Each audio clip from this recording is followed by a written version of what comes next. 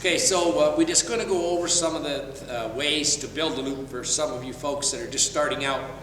So you got your rope in your hand. You can just take the Honda and drop it, and then pull this rope till the Honda gets back to your hand. Then grab it, put your hand in front of it again, kind of hook it with my fingers, drop it, and then just pull it.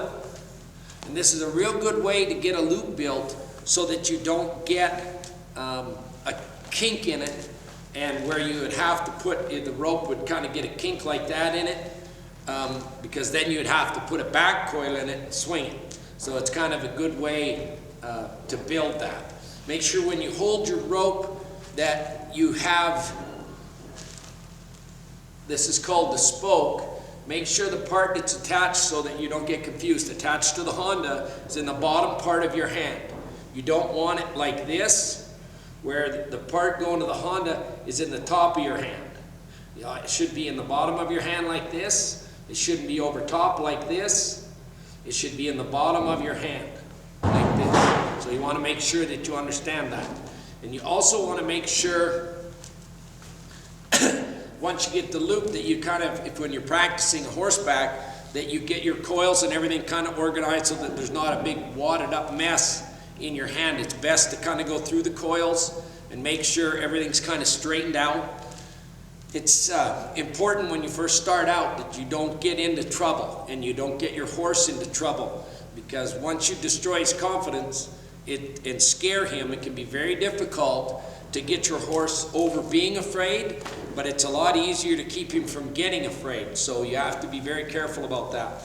When you coil up, a lot of people, once they get kind of comfortable, if they're just practicing, they'll coil like this with their thumb down, and you don't want to do that. You want to practice with your thumb up, just like you were going to coil when you were riding and you were ready to dally with your thumb up. So you want to make sure you practice that.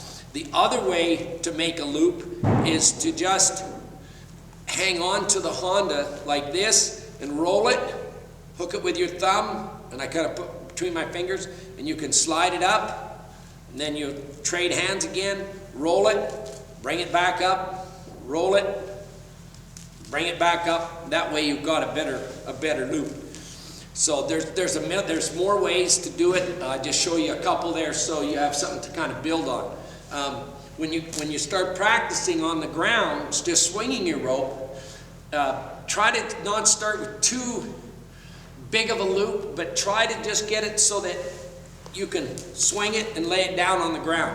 Try to start with it like this and just go up and lay it flat and stop it. A lot of times people will start, the Honda kind of leads the loop so it stays open, and a lot of trouble what people have when they start to rope is they'll start and they'll go like this, and this part of the rope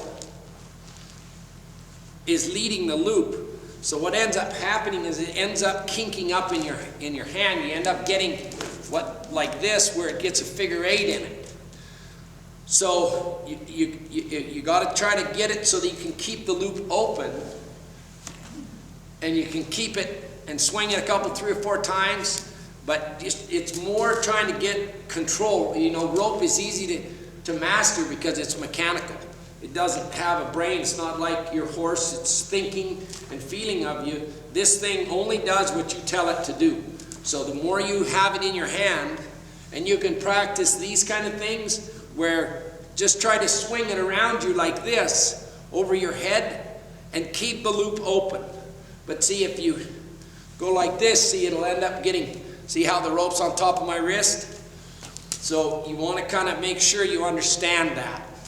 And just try to get it so that you can keep the loop open, and then you could speed it up a little bit, and then you could go right out in front of you, or you could swing a sidearm swing. So there's lots of different things. We're not going to get into all the swings, but I hope that kind of helps you out. And see there again, if you go like this with your thumb down, you want to have good practice, and practice when you're starting out to keep your thumb up when you're coiling up. Now I do it either way, but I've roped, cowboyed, buckarooed most of my life and do the clinics, so I'm used to doing those things. So you kind of want to make sure you kind of keep track of it. So I hope that helps you folks out.